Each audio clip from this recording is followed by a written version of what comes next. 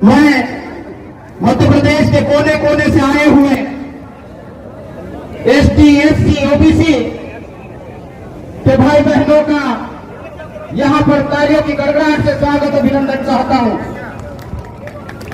तालियों की आवाज आ नहीं रही है, तालियां बजेगी, आपको भी ऊर्जा मिलेगी और मंचासीन अतिथियों को भी ऊर्जा मिलेगी।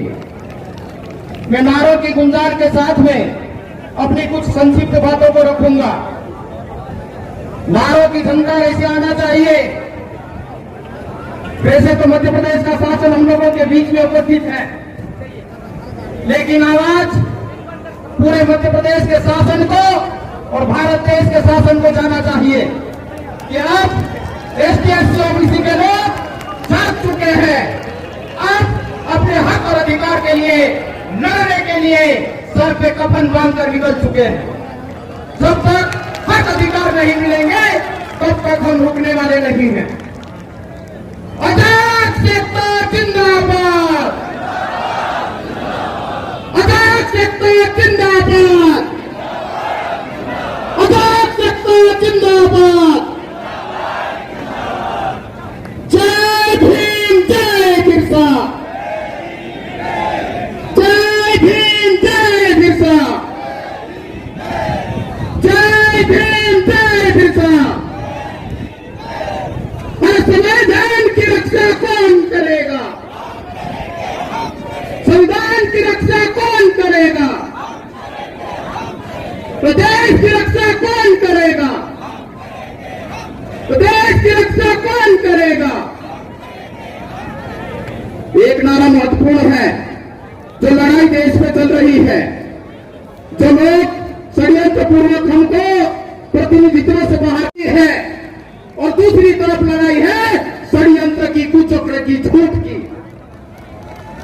दुनिया में देर लगी है, वक्त लगा है, लेकिन लड़ाई में जीत सच्चाई की हुई है। मैं छोटा सा उदाहरण आप लोगों के सामने रखना चाहता हूं, क्योंकि आज हम मध्य प्रदेश की राजधानी भोपाल में बैठे हैं।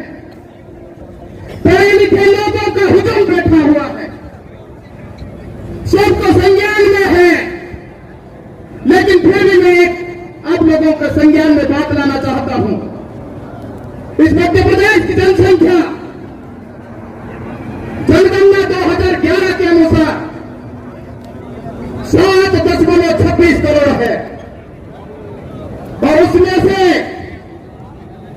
एसटी की जनसंख्या 20%, 1,53,00,000 जनसंख्या है और एससी की जनसंख्या 16% के हिसाब से 1,13,00,000 की जनसंख्या है और ओबीसी की जो जनसंख्या है इस प्रदेश में 50% है और वो होती है 3.36 लाख करोड़।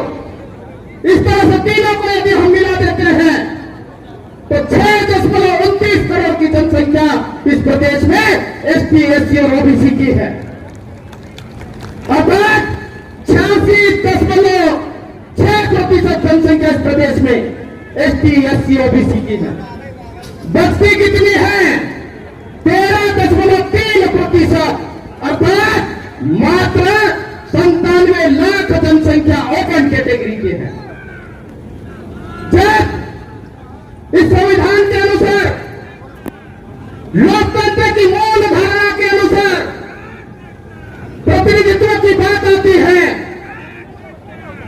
तो जो आज हम लोगों को प्रतिनिधित्व का प्रतिशत मिला हुआ है वो एसटी का 20, एससी का 16 और ओबीसी का 14, 27 का झगड़ा मांडनी कोर्ट में चल रहा है।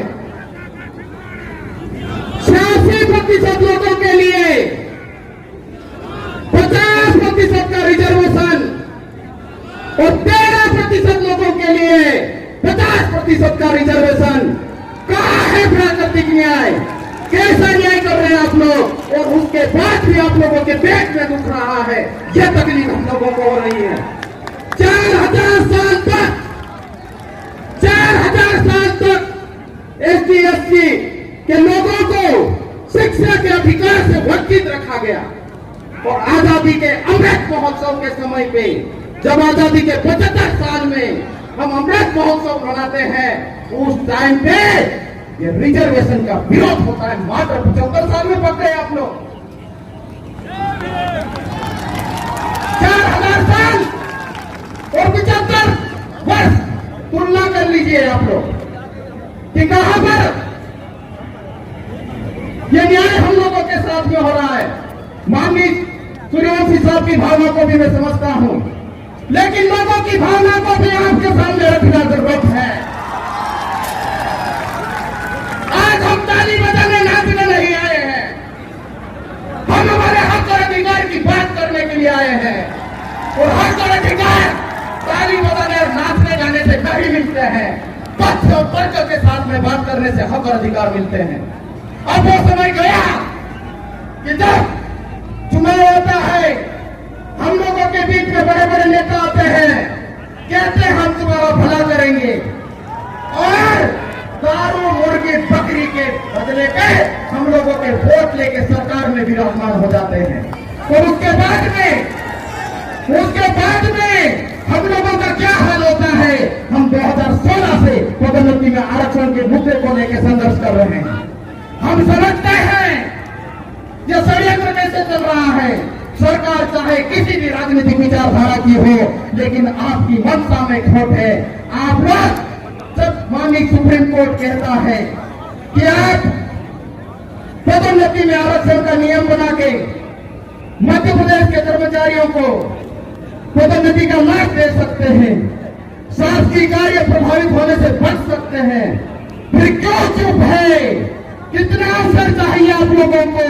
हमने देखते देखते 15 साल तक देख लिया है, और कितना इंतजार है? अब आ रहा है 2023, और इंतजार करना है क्या हम लोगों को? अब फैसला हम लोगों को करना होगा। जो हमारे मुद्दे और हक की बात करेगा, SC SC OBC उसके साथ रहेगा। ये फैसला हम लोगों को करना होगा। ये पर्यावरण वातावरण जो आप लोग देख रहे हो, चारों ओर नीले और पीले झंडे, नाना प्रकार के आंदोलन, जगह जगह पर ट्रैक्टरों का आंदोलन और लोगों का आंदोलन, महिलाओं का आंदोलन, विद्यार्थियों का आंदोलन। कब तक हम इस आंदोलन में करते रहेंगे? कब तक हम रोड पे लड़ते रहेंगे? अब वक्त आ गया है सही और सच्चे। भैया रुक जाओ जरा, रुक जाओ, आप पीछे चलो, पीछे अबे रुक जाओ जरा, आप पीछे चलो, पीछे चलो, पीछे नहीं आगे बनाना है, लेकिन खड़े हैं तो सब लोग इधर खड़े हैं यार, पीछे तो बनवाओ ना यार, सबका है। नहीं, सबको लाइन लो, फिर मैं आगे लाके खड़ा करूंगा। चलो भैया पीछे चलो।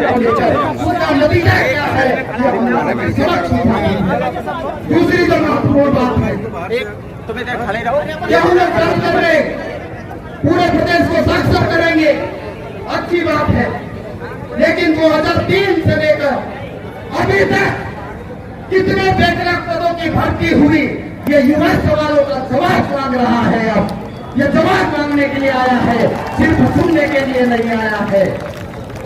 हमारे युवा दर दर भटक रहे हैं, भोपाल में आके नौकरियों की मांग करते हैं, उन पर लाठियां बरसाई जाती है। आवास भत्ता की बात करते हैं, ये लॉजिकली बात है। माननीय कंसोटिया साहब और माननीय मंत्री जी से मैं ध्यान चाहूंगा कि हमारे लोगों को छात्रवृत्ति, हमारे लोगों का आवास भत्ता साल खत्म होने के बाद में दिया जाता है। हम लोग कौन सी फैक्ट्री के उत्पाद है, कौन सी उद्योगपति है? हम लोग, ये चिट्ठी आ गई है, मैं ध्यान रखूंगा, क्योंकि प्रोटोकॉल का सम्मान सबको करना चाहिए। लेकिन मुद्दे की बात है वो यह है कि हम लोग गरीब लोग हैं, और वो नीतियों की वजह से गरीब है। हम लोगों के पास में जल है, जंगल है, खनिज संपदा है, जिससे देश चलता है। इस देश की पूरी अर्थव्यवस्था चलती है। उसके बावजूद भी नीतियों के बदौलत हम खाने के लिए, पहनने के लिए, रहने के लिए, स्वास्थ्य के लिए और कपड़े के लिए, मकान के लिए तड़प रहे हैं। उन लोगों को कहते हैं आप कि मकान का किराया पहले दे दीजिए, छात्रवृत्ति और आवास भत्ता आपको बाद में देंगे। ये कौन सा न्याय है हम लोगों के साथ में? तो बातें तो बहुत करनी है, लेकिन और लोगों की भी बातें सुनना है हम लोगों को। मैं आखिरी समाधान की बात करके अपनी बात को खत्म करूंगा। क्या आप लोग सिर्फ भीड़ का हिस्सा मत बनिए, वोट की ताकत को समझिए। लोकतंत्र में वोट की बात करना गलत नहीं है। हम लोगों के कर्मचारी अधिकारियों को ये बीजेपी का काम करता है, ये कांग्रेस का काम करता है, ऐसा करके स्थानांतरण, ट्रांसफर और प्रमोशन, डिमोशन और डिसमिसल की बात करते हैं। अब रुकिए मत, क्योंकि ताकत को पहचानिए। वो ताकत भोपाल में आकर नहीं इकट्ठी होगी, गांवों में आके इकट्ठी होगी। इतने लोग बैठे, आप लोग हजारों की संख्या में गांवों में फैल जाइए। कौन अपनी बात नहीं मानता, फिर देखिए उसकी ताकत, उसका मजा। तो एसटी, ओबीसी और प्रगतिशील सोच वाले लोगों को मैं कहना चाहता हूँ कि अपनी ताकत का एहसास कीजिए, छोटी मोटी बातों को भूलिए और एकता के सूत्र में बनिए और समाज जागरण का काम गांव, गली, मोहल्ला, चौराहे से लेकर छोटी झोपड़ी में जाके कीजिए। जब वो लोग तुम्हारे साथ में खड़े होंगे तो ये लोग आपके पास में हाथ जोड़ के आएंगे, इनकी मजबूरी होगी। तो ये जो समय है, वक्त बचा नहीं है, नहीं तो हमको धकेल करके कई बस्ती में बैठे हुए हैं, कई जंगलों में जाके बसे हुए हैं। और यदि चुप बैठेंगे तो आप लोगों को इस दुनिया से मिटाने का षड्यंत्र चल रहा है। आप लोग ध्यान से समझ जाइए। जमीनें आपकी छीन ली गई है, जंगल आपके छीन लिए गए हैं, नदियां आपकी छीन ली गई है, खनिज संपदा आपकी छीन ली गई है। अब वक्त नहीं है, या तो लड़ो या मरो, रास्ता आप लोगों को चुनना है। कौन सा रास्ता तय करोगे आप लोग? लड़ने का तय कीजिए। अभी वक्त है माननीय सरकार की। आखिरी बात कह रहा हूं माननीय सुनील सुमंत्री साहब, अब वक्त है 2023 के पहले का। यदि मंशा सही है और आपकी सोच सही है, एसटी, एससी, ओबीसी का वास्तव में भला चाहते हैं, तो पदोन्नति में आरक्षण नियम बना दीजिए और लोगों को प्रमोट कीजिए। हमारा भी भला होगा, आपका भी भला होगा। हम तो जियो और जियो देने का साथ करते हैं, हम किसी का विरोध नहीं करते हैं। और पदोन्नति के बाद में जो बैकलॉग पदों की भर्ती की बात है, अच्छी बात है, बहुत अच्छी बात है कि कुछ पद निकले हैं। मैं माननीय सरकार मध्य प्रदेश शासन का तालियों के गड़गड़ाहट से स्वागत अभिनंदन करता हूं। लेकिन मंदिर अभी बाकी है। ये छोटे लेवल से शुरू हुए माननीय साहब, हमको बड़े लेवल पे जहाँ पे नीति बनती है, हम लोगों की बात होती है, हम लोगों के ये नियम कायदे कानून बनते हैं और संविधान में संशोधन होता है, वहाँ जाने के लिए हमको पर्याप्त प्रतिनिधित्व चाहिए। चाहे पीएमओ कार्यालय हो, चाहे सीएम कार्यालय हो, चाहे मंत्रालय हो, बड़ी जगह पे हम लोगों को उचित प्रतिनिधित्व मिले। क्योंकि ये लोकतंत्र की मूल भावना है कि समाज के सभी वर्ग के लोगों का उचित प्रतिनिधित्व मिले। ये 10 साल की बात करके हम लोगों को गुमराह करना छोड़ दीजिए। 10 साल की बात पॉलिटिकल रिजर्वेशन की है, एजुकेशन और दूसरे रिजर्वेशन की बात नहीं है। तो मैं इतनी बात कह के, क्योंकि और भी लोगों की बातों को सुनना है और हमको बात कम करना है और काम ज्यादा करना है, फील्ड में जाना है और लग जाइए घर परिवार, गांव, मोहल्ले, बस्ती में। आजाद एकता जिंदाबाद, आजाद एकता जिंदाबाद। आवाज दो, आवाज दो। जय भीम, जय बिरसा। बिरसा का नाम लीजिए, तब जाके हमारा काम होगा। जय भीम, जय बिरसा। ज्योतिबा फुले जिंदाबाद, ज्योतिबा फुले जिंदाबाद। तो शुक्रिया, मेरी बात को ध्यान से आपने सुना और मुझे आशा और अपेक्षा है कि हमारी जन भावनाओं को समझेंगे ये मध्य प्रदेश की सरकार और हम लोगों को उचित न्याय देंगे। और माननीय कंसल्टेंट साहब के नेतृत्व में हम ऐसा ही संघर्ष करेंगे। कभी कभी हम गुस्से में आ जाते, भावना में आ जाते हैं, मंच में बुलाते हैं किसी को, तो तिरस्कार कभी नहीं करना चाहिए। ये समाज हमेशा सम्मान करने की बात रखा है। हम बुरा हटाने के प्रकार से माननीय मंच का स्वागत अभिनंदन करते हैं। शुक्रिया, धन्यवाद।